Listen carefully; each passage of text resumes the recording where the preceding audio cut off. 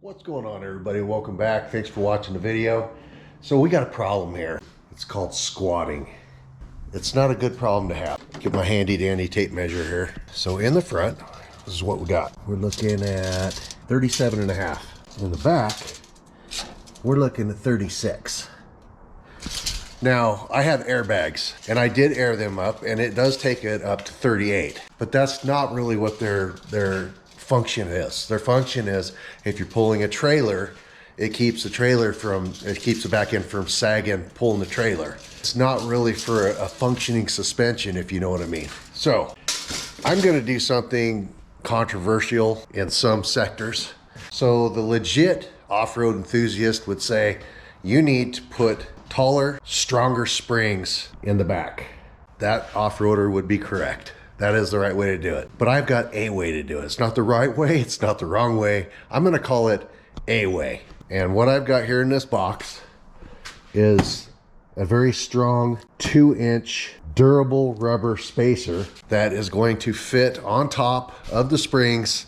And once I put it in there, it's going to lift it up 2 inches, and I'll still have my normal function in my springs. So whether it's controversial or not, that's what I'm gonna do on this one for now. Down the road, I'll put taller, stronger springs on and do it the right way.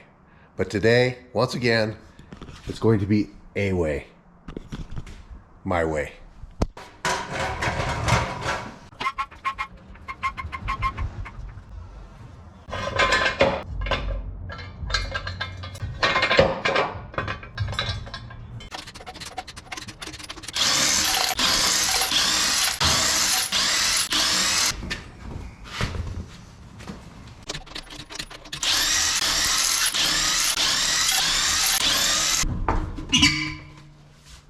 Okay, next thing we're gonna do, we're gonna disconnect the sway bar here on both sides. I've seen some guys do it with disconnect here, but I'm gonna go ahead and do what my instructions say. I'm gonna do that on both sides, and after that, we'll move on to the next step. All right. There, man. Sway bar number 2, disconnect.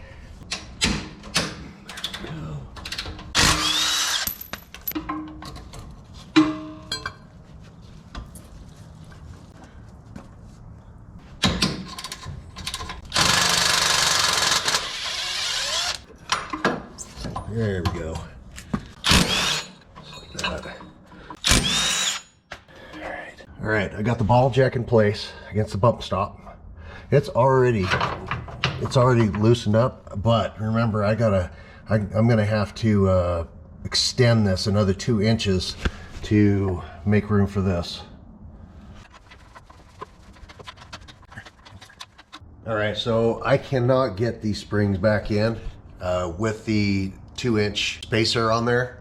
So I went down to AutoZone and got me some compressors. Wish me luck.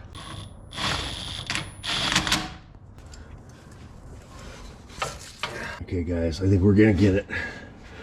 Right here.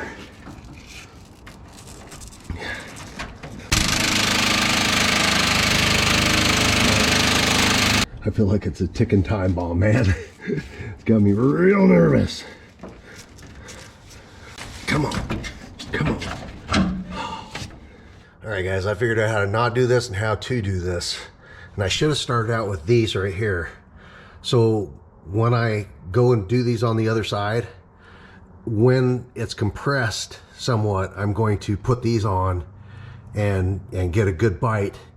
And then I won't be working with a stretched out spring. I'll have one that's already compressed in, and it'll just hold it compressed in. You know, and then if I need to tighten it down a little bit, I can. But I have finally got this in position, and I'm going to slowly let it out, alternating side to side, and then until it finally is fully extended.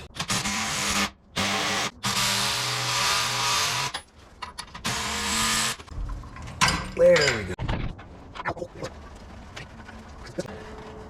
All right, now I should be able to let down that jack, and then the other side is going to drop. Has no choice.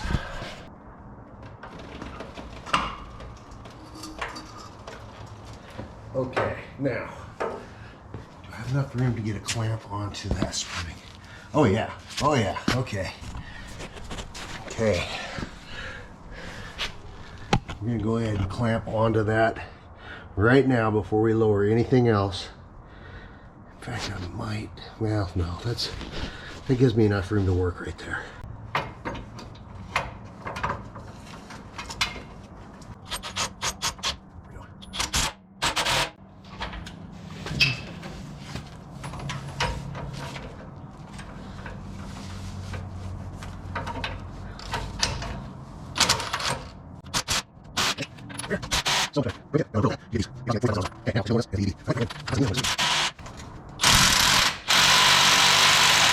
Okay, I think we're going to be golden with that.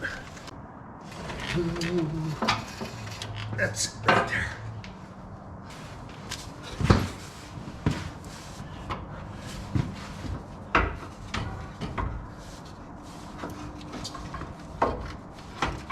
Oh my God, I can't believe this. I can't believe how easy it was. That's how easy I thought the whole thing was going to be the whole time, man. That's what I thought. Not so much, but that's awesome. That is so awesome. Okay. Damn, man, that was so easy.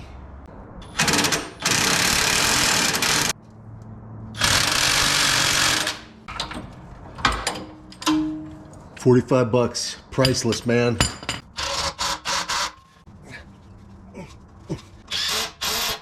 $72 foot-pound of torque for the shocks. There you go.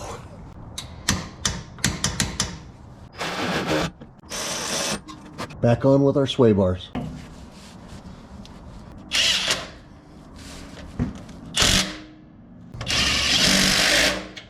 Okay, torque them to 22 foot-pounds.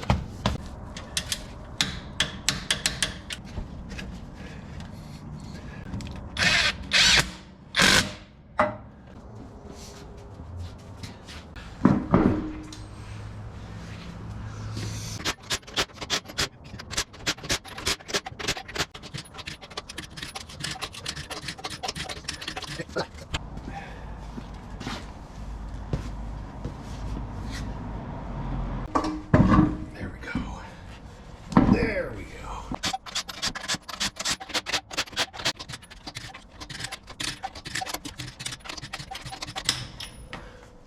All right, guys, so the 2-inch spacers have been installed. I've had a chance to drive the rig around a little bit to get everything to settle where it's going to be.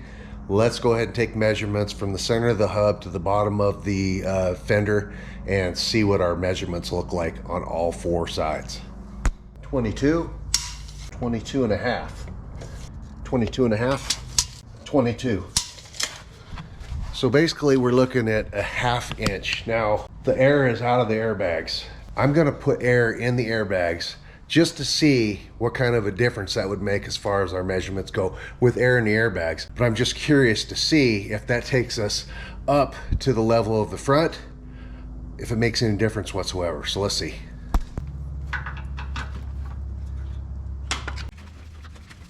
All right, I just put 8 pumps into the driver's side rear airbag. Let's see what it did as far as our height here goes. So here at 22 and a half, it raised us a 1/2 inch, 22 and a half.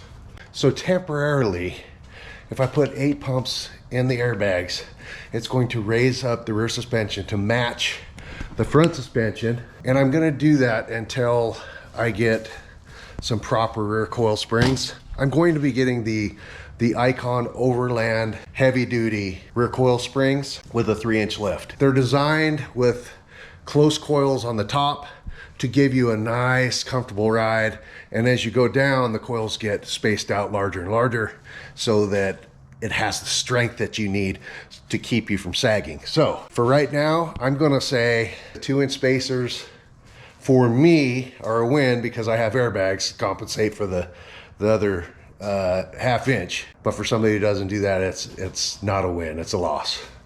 So they cost me 50 bucks. It was worth a try. I think that's it for this video as far as the 2-inch spacers. I'll put links in the description below so you can see where I got them on Amazon if you're interested. And with that, we'll catch you guys out on the road.